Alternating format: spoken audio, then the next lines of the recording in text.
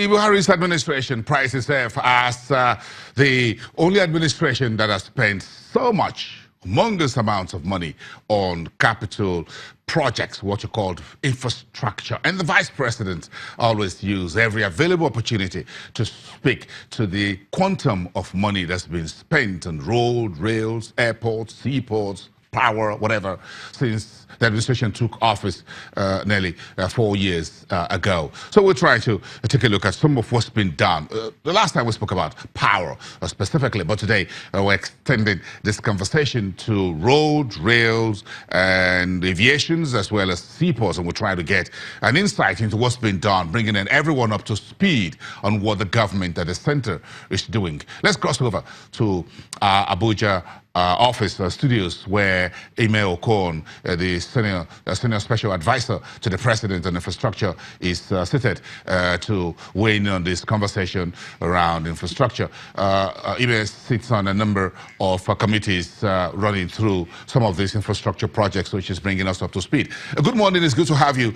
Despite your public holiday, we appreciate your time coming to speak to us on some of this. Let's get started. Give us a broad outline of where we are in terms of what has been spent on infrastructure and how. Thank you, Bosan.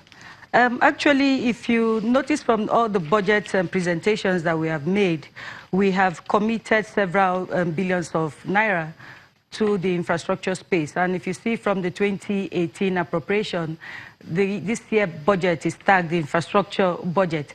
And if you look from what we've seen in 2015, where the Ministry of Power, Works and Housing was in the past allocated about 26.6 billion naira for projects. In subsequent years, 2016, we've seen an allocation of 422 billion. And then in 2017, we also see a 553 billion allocation for the Ministry of Power, Works and Housing. And then in 2018, there's a projection to also spend about 555.88 billion for infrastructure projects under the Ministry of Works and Housing. And similarly in transportation also, in 2014 we see that about 14 billion was spent on infrastructure, but in 2016 we see about 188 billion was also spent, and 241 billion was also spent in 2017. And while we have a proposal for 263 billion for the Ministry of Transportation. So you see, with the consistency in the monies that we've allocated to this sector, shows the government support in trying to expand our infrastructure, to try to bridge the gap for infrastructure deficit. But with the amount of money we've also allocated in this sector, it's still not enough to be able to help us address the infrastructure deficit. Because if you look at the infrastructure master plan, there's a projection that we need about 30 trillion for 30 years to be able to address our infrastructure deficit, and then subsequently we need about $26 billion annually to be able to bridge infrastructure financing. So obviously we've increased our allocation, but it's still not enough. So we need to work with the private sector to ensure that we can go through to be able to bridge some of the infrastructure deficit that we have in the country.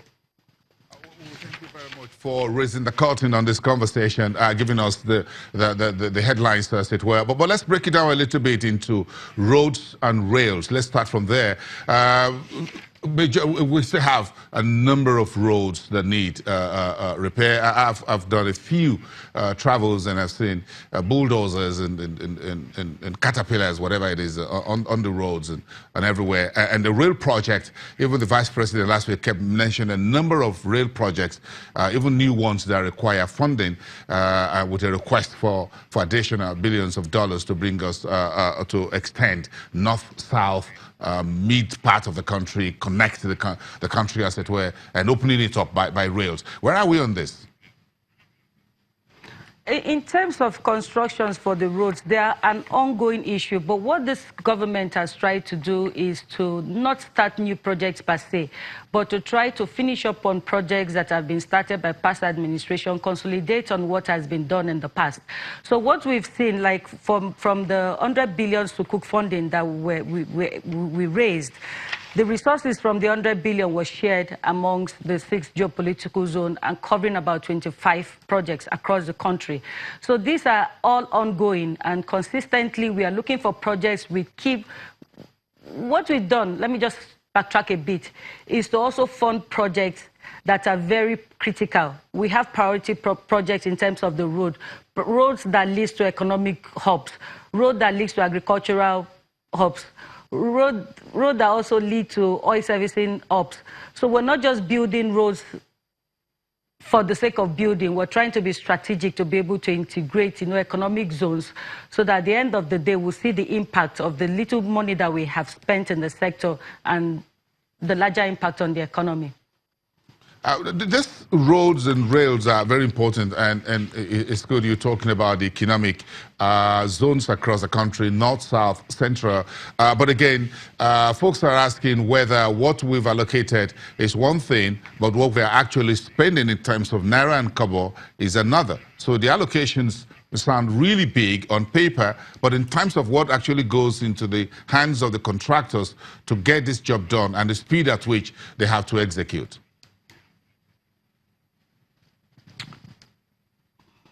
Well, Bosan, you have a point in that. Yes, it's another thing. It's one thing for you to allocate resources for a sector. It's another thing for the monies to be disbursed. From what we have seen a consistent increase and timely disbursement to contractors on most of these road projects that we're trying to, rehabilitate or reconstruct. But the key point here is that we have, let's say for 2017, for instance, we saw like a 70% disbursement in the road sector, on budget for the road sector.